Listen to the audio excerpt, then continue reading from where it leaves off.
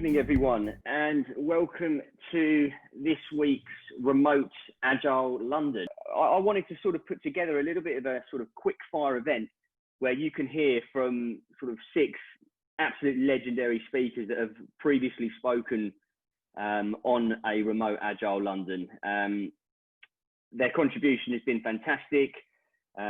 Each individual has done a fantastic talk before, drew some great questions from our audience, and just, you know, they've really been a great attribute to the sort of Agile London brand. So we are going to kick off. So our speakers this evening, Ben Maynard, Nancy Bowman, John Spruce, Emma Hopkinson Spark, Anik Subban, and Jana Lace. Up first is Ben Maynard, and his talk is Politics Matter: Why a Scrum Master Needs to be a Master of More Than Just Scrum. So Ben, over to you. Thank you very much. So full disclosure, I'm at a client site. So if the cleaners come or my internet connection drops out, I apologize, I will be back. So I want to talk about a topic which I think is, I found quite fascinating when someone first said to me the Scrum Master role is an inherently political one. So I've been mulling that over and wondering, okay, so is it, how much of a master of politics should a Scrum Master be? And so I'm going to try and be brief and within 10 minutes talk about what I feel are the most salient points to this. So first of all, I'm going to talk about politics, what I mean by politics and why they matter, why the role of Scrum Master is inherently political. And this is something I got from Boz Vodder, so the co-creator of Less. I want to look at some patterns so I can help you understand some of the patterns when they're at play, and then look at what can we do to work with some of those. So try and give you as much useful stuff as possible. So I think there are many definitions of what politics really mean, and I think this is the one that I found most useful. And it's basically saying that when people use their power or social influence to achieve their own goals, when the officially sanctioned means and normal ways of going about things are unavailable or just undervalued. So basically when people want to sneak around in the background to achieve their own goals. So a lot of this really has to do with the status quo, not the band, but the kind of the stasis, the point at which we find most organizations.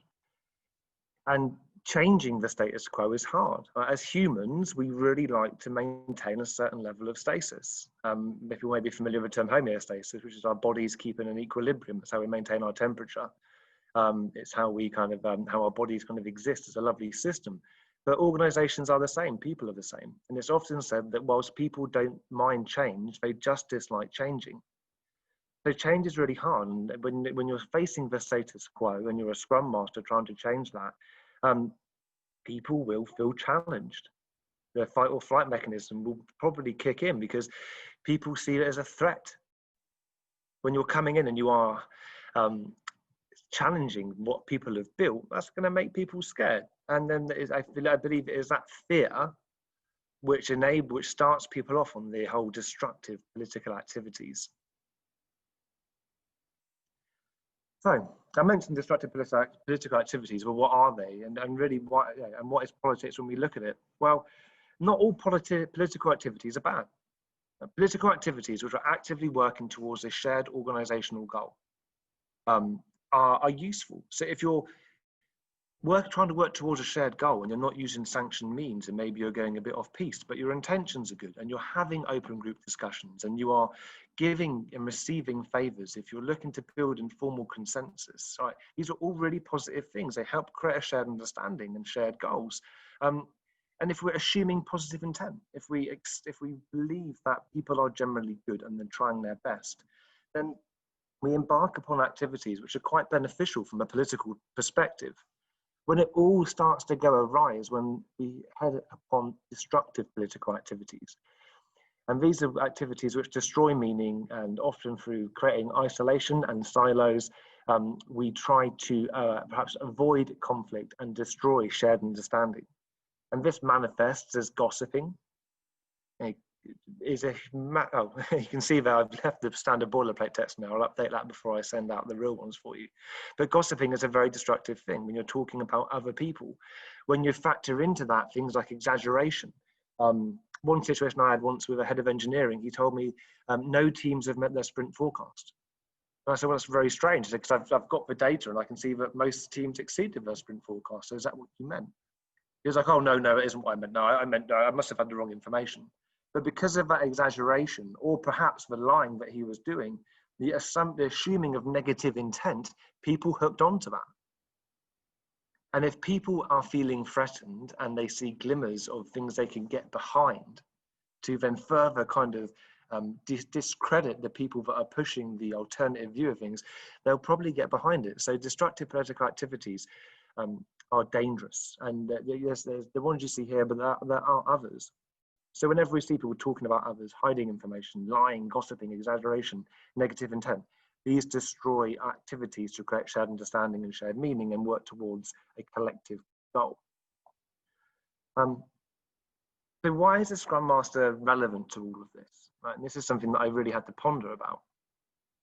Now, I kind of see the Scrum Master as having to do a number of things. And this may differ to your understanding, and grab me offline, get me through LinkedIn, and we can have a chat about this. So I'd love to hear people's opinions. But I really think the Scrum Master should effectively have a vision of creating compelling reasons for people to want to keep and support the whole, right? To actually make it, like, give people compelling reasons to want to use Scrum, to want to go on this change, not just be an agitator or a disruptor, but actually give people compelling reasons why I should get on this journey. The Scrum Master, as far as I can see, isn't there to just help the team. It's there to help the whole organization. It's about continuously developing a new organizational strategic direction when needed. Sometimes as a Scrum Master, you don't challenge things. You shouldn't challenge things. You do it over time, but ultimately you have to forget that an organization has a strategic direction, and the Scrum Master should help that to evolve and change when needed, and not just focus purely on the teams, have a much broader focus. And importantly, challenge the status quo, sharing observations, sharing their expertise, being recognized as the expert in all things Scrum and Agile is massively important for a Scrum Master. And I think this is what a Scrum Master should do. But when a Scrum Master does do these things, what we can end up with is fear. We get fear because the status quo is being challenged. Right? And so we get fear in one aspect because we create transparency, and transparency can really suck for people, especially when it doesn't tell the same great story that they've been telling to other people. People often look to complain that they can't use Scrum, it doesn't fit their organization. Absolutely fine. It probably doesn't. That's kind of the point of it. Scrum isn't there to solve your problems. It's there to show you the problems and help you deal with them. And that's part of the role of a Scrum Master. This is an unpleasant transparency for people. And this creates a huge degree of fear. Fear is also created because of protection. Like when you're in an organization and you're working with, say, senior leaders or managers, whoever it may be, and their career and to certain extents their personalities are built in part because of that current state of the organization and the roles they've created for themselves and the way they've kind of gone up the organizational hierarchy. If you come in and challenge that, people will want to protect the status quo. It will make people fearful. Another element of fear, I've chosen various scary images as the background for this, is progress. If the organization is still rewarding or perceived to reward the old behaviors that don't align to the new way, people are going to be fearful of a new way because they think they're not going to get rewarded. This will impact your progress for any new approach that you're looking at. But all this fear means people will go into the shadows. Right? They'll take strong offensive positions to try and actively work against creating a new shared understanding. They will attack or they will hide. But what this means when people disappear into the shadows, this is when we begin to see these destructive political activities come into play because people don't want to face up to the conflict. They don't want to face up to the reality. So all of this fear and all the destructive political activities, there's a link. There's a link between these because if people are fearful, they will by and large do this kind of stuff because they'll try and avoid it. They'll try and manipulate it. And they become very self-serving because they're trying to protect themselves and they are searching to achieve their own goals, and they will use unsanctioned and perhaps unethical means in which to do that. So what patterns can we see in organizations and what gives us a smell of this? One is public indifference. If you're working with people and somebody isn't actively for the idea or the change, I say they're not publicly agreeing to something is more of a problem than disagreeing. If they're disagreeing, they're happy to have the conflict, you can work through it. If they're not publicly disagreeing, there's public indifference, which will probably mean that there's private dissent. That behind closed doors, they are moaning and they are complaining, they're exaggerating, and they're trying to manipulate things to an extent because they don't want to face up to the conflict. And when there are no conversations happening around it, then, and you as a Scrum Master, you're not going through and having those conversations, you can't solve a problem if you don't know what the problem is. So when you see all these kind of things happening, they're great indicators that there's some dirty, destructive political activities happening in the background.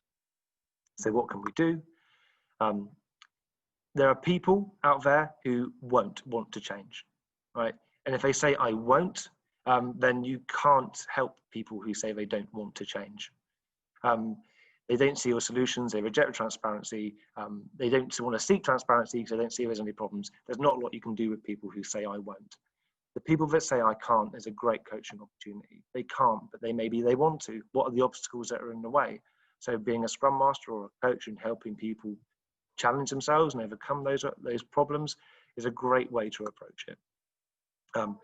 Also, choosing carefully what transparency you create and when is a fantastic tool to have in your toolbox. So knowing where to skillfully select what to bring up and who to bring it up in front of, is a great way to highlight the fact that there is a lack of shared understanding. And if all else fails and it's not working, get another job. Like sometimes knowing when it's enough and when to quit is the ethical and professional thing to do. And it may be hard, but sometimes the hardest decisions are the most valuable ones. I'm slightly over my time limit. So I would just say thank you for listening. Unfortunately, I've got to go and get on a train now. So if you've got any questions, I'll do my best to, if you can pass it on to me, Alex, I will respond over LinkedIn or email. This is my contact details. I hope you enjoy the rest of the fantastic speakers and I look forward to seeing you all again soon. And thank you very much. That was a fantastic talk. Thank you for that. Safe travels. And as Ben touched on at the end, if you are looking for a new job, I know a really good recruitment agency. So feel free to reach out. Okay, next up. That was not the plan. That was not part of the deal, man. Hey, we're collaborating, Ben. Okay, so thank you very much to all of our speakers this evening. You know, a big thank you to Ben, Nancy, John, Emma, Anik, and Jana. As I say, they've all spoken before, and I think we can all agree that tonight's Super 6 event was equally as good. Once again, thank you so much for the speakers of the debut Super 6 event, and I hope to see everyone very soon. Have a lovely evening, everyone.